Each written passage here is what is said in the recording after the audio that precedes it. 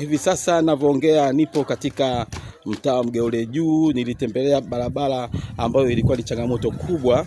Kama unavyoona, kama wanafunzi, kuna shule za sekondari Buyuni na sekondari na msingi Buyuni. Kwa kweli barabara ilikuwa haipitiki kabisa. Leo hii kipindi hiki kilimkuta mwenyekiti wa serikali ya mtaa Mgeule Juu. Yupo site kabisa, ni kweli. Huyu hapa jembe kweli kweli. Mwenyekiti, habari yako? Salama mwandishi.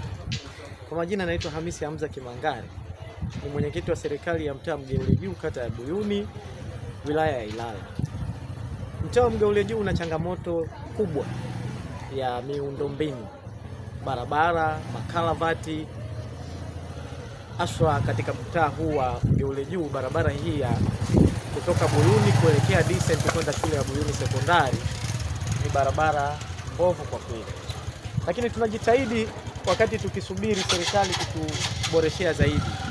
Tupo tunamwaga vifusi, huu ni mwanzo, ila tu tunaendelea kwa barabara hii ya Decent Buyuni ambayo maarufu kwa Mosha Road, lakini tukiendelea na mashina mengine au barabara nyingine tuweze kuboresha wananchi wetu wapite vizuri. Kiukweli mtaa Mgeule Juu una changamoto sana, lakini changamoto kubwa ni barabara.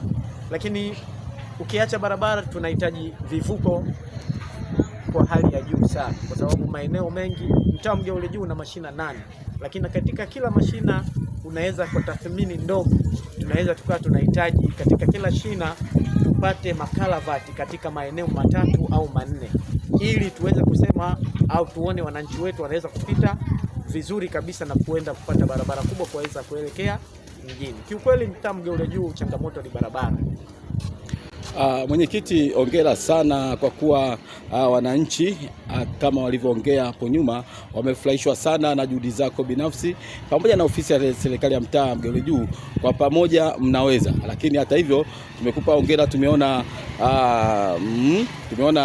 matofali haya jembe kweli kweli. Naona kama bodaboda huyu anashindwa kupita, ilikuwa ni tatizo ni barabara ndio maana ameshindwa kupita. Lakini umeona juhudi zako, vijana wako bodaboda nao wanapata ajira. Ikiwa barabara mbovu kweli hawapati ajira. Bodaboda, habari yako bwana? Salama, habari yako? Safi bwana. Bwana, tumeona kama unapita kwa tabu sana, na mwenyekiti ulionaye hapa ndiye anafanya shughuli hizi. Unamzungumzaje huyu mwenyekiti? Sasa mwenyekiti wetu tuko naye, tunaendelea naye vizuri. Tunatamba naye. Lakini changamoto kwetu ilikuwa tu ni hii barabara. Tunaona kama karabati unaendelea hivi, nadhani ni jambo jema sana. Tunashukuru sana wakazi wa Mgeule. Unazungumzaje bodaboda, mlikuwa mnapata tabu sana njia hii ambayo ina wakazi wengi sana. Mlikuwa mnapata shida zipi? Yani kipande hichi hapa kimekuwa korofi kwa muda mrefu sana. Kwa hiyo sasa hivi yani tunaona kabisa tunaenda kwenda kwenye kukomboka katika kipande hichi hapa, tutakuwa tunapita vizuri. Na msaada gani sasa baada ya juhudi zako binafsi? Niombe kupitia diwani wangu Jessica Mahmud Msolwa, lakini pia kumuomba Mama Samia Suluhu Hassan, Daktari Rais wa Jamhuri ya Muungano wa Tanzania, atuangalie huku chini. Huku ndio mwanzo wa serikali, huku ndio kura zake tunazomtafutia.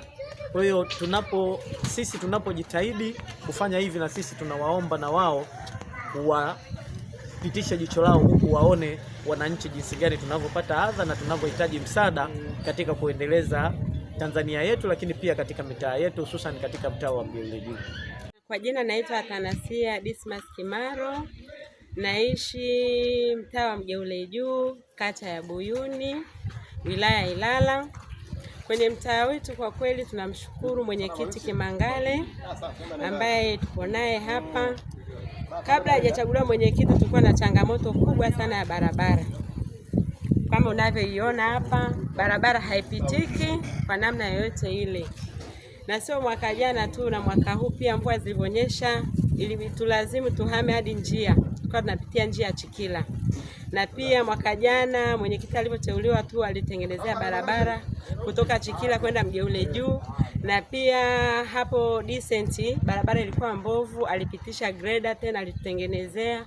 Kwa kweli tunamshukuru Mungu, kazi yake ni nzuri na inaonekana. Na mvua zilivyonyesha tena kipindi hiki amejitahidi tena, amemwaga vifusi ili tuweze kupata urahisi wa kupita kutoka makazini kuelekea majumbani. Na unavyoona hapa kuna frame za biashara. Nilifika wakati biashara zitembei. kwa sababu wateja wapiti. Ukiangalia tena kushoto kwangu tena kuna fremu hizo za biashara na kuna fremu nyingine nyingi tu. Barabara inaonekana ni mbovu, magari hayapiti, pikipiki hazipiti, changamoto ni kubwa. Ila kwa uwepo wa mwenyekiti tunamshukuru Kimangale, kazi yake ni nzuri, anajitahidi, anatafuta vifusi sehemu mbalimbali, anatumwagia hapa, anatengeneza.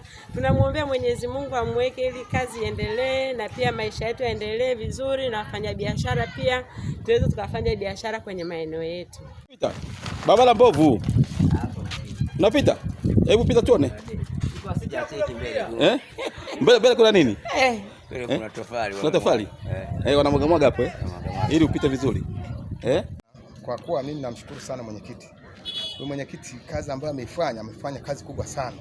Kulingana na barabara yetu hii ilikuwa na changamoto. Yaani maji mvua zikikubali maji kianza kuchangamuka kule. Yaani hapa papitiki inakuwa kama mto kabisa. Sasa hapa yaani ameweka kifusi. Kwa kweli nashukuru sana mwenyekiti, amefanya kazi kubwa sana. Mwenyekiti kama huyo. Kifusi kama hiki unavyokiona, wao ndio wanaendelea kumwaga hapa. Hapa palikuwa sehemu mbaya kuliko papitiki.